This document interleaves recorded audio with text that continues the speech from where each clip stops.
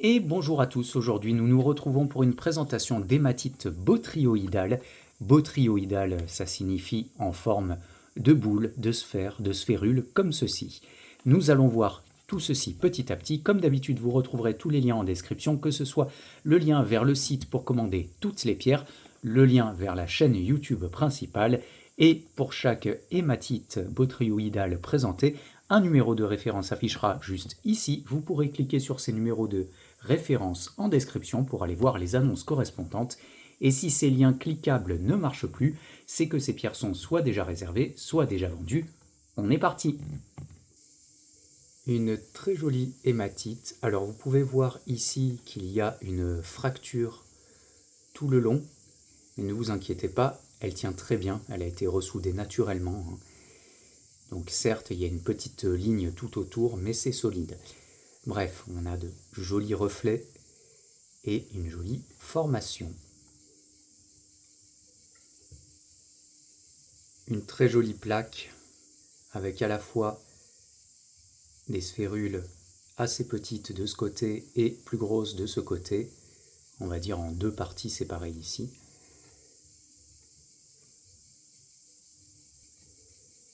Pour cette hématite botryoïdale, vous pouvez voir que les petites boules ont été fracturées au cours du temps et qu'elles ont été reformées un petit peu après. Du coup, on a des effets assez particuliers entre des boules qui sont très bien formées et ces fractures puis recristallisations.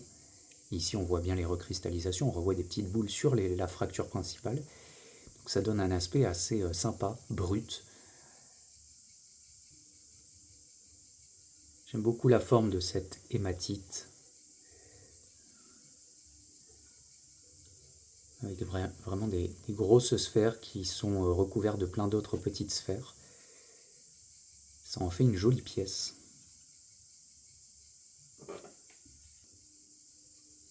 Pour cette hématite botryoïdale, on a presque l'impression de petites stalactites un peu partout. C'est très mignon. On peut observer des deux côtés en plus. Les sphères sont peut-être un peu plus petites que certaines hématites que je viens de présenter, mais comme elles sont bien nombreuses et bien brillantes, c'est très agréable à observer. L'une de mes petites préférées, avec ce trou au centre, cette petite arche, qu'on ne voit pas très souvent sur les hématites botryoïdales. Généralement, ce sont des plaques entières, et là on a ce trou.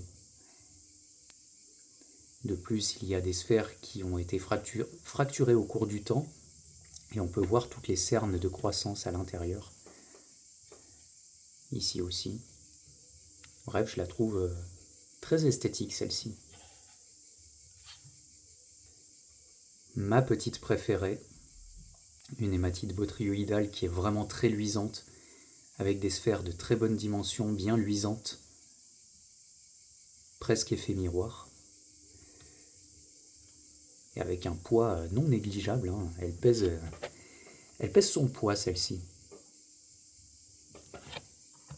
Et en plus, elle tient très bien pour la présentation en vitrine. Celle-ci, je la trouve top. C'est l'hématite botryoïdale qui présente les plus petites sphères de cette présentation d'aujourd'hui, mais il y a tellement de petites sphères un peu partout comme des choux-fleurs, ça rend la pièce très très sympathique. Généralement, je préfère choisir avec des sphères beaucoup plus grosses, plus développées, mais celle-ci m'a également tapé dans l'œil. Je la trouve bien mignonne. Une jolie petite plaque avec un aspect un peu fondu, en quelque sorte, bien brillante aussi.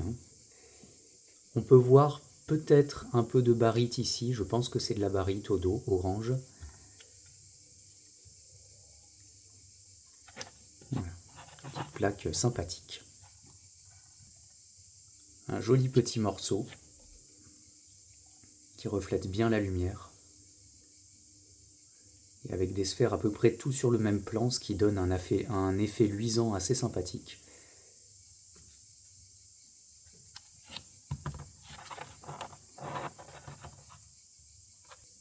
Une petite hématite botryoïdale, mais franchement très sympa. Celle-ci, elle m'a beaucoup plu.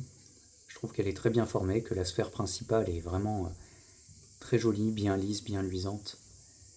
Ça reflète bien la lumière. Bref, cette petite plaque qui présente très bien, je trouve. Encore une hématite avec des sphères très bien formées.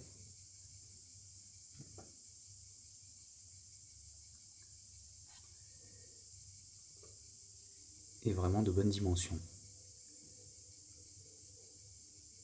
Ça fait longtemps que je présentais des qualités comme ça, donc je suis content de les avoir trouvées. Alors c'est peut-être l'hématite botryoïdale de la présentation qui brille le plus, qui reflète le plus la lumière. Je la trouve très intense.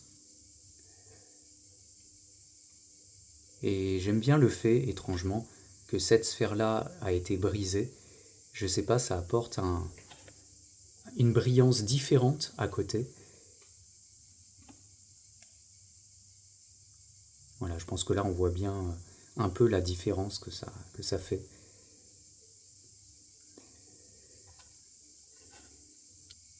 Et pour terminer, cette hématite botryoïdale, j'aurais répété beaucoup ce mot, botryoïdale, en plus c'est ennuyeux à dire.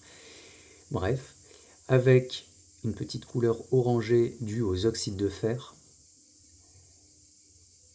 et une jolie petite coulée ici, je trouve.